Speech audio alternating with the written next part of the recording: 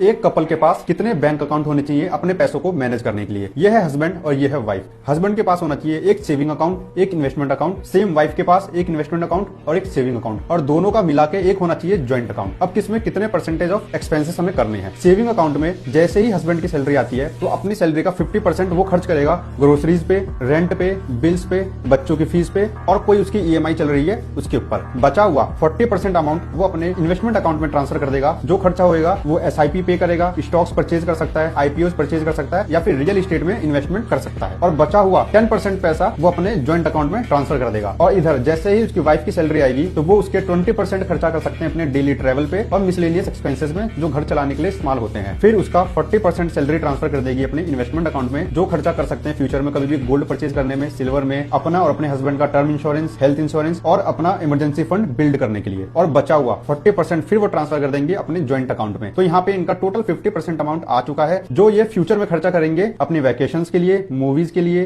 Dining के लिए, या फिर अपनी इच्छाओं पे जो भी वो खर्चा करना चाहते हैं। इस तरीके से अगर आप खर्चा करोगे तो आपकी इन्वेस्टमेंट, इमरजेंसी फंड और आपकी लाइफ दोनों सेट हो जाएगी। और अगर आपको ये जानना है कि कौन सी एसआईपी में इन्वेस्टमेंट करने से आप अच्छे रिटर्न्स बना सकते हो, तो आप मुझे फॉलो करके कमेंट कर दो फंड, मैं आपको बेस्ट म्यूचुअल फंड की लिस्ट शेयर कर दूंगा। और ये वीडियो अपने पार्टनर के साथ शेयर कर दो कि वो इसके अकॉर्डिंग अपने एक्सपेंसेस और सेविंग्स को मैनेज करना शुरू कर सके।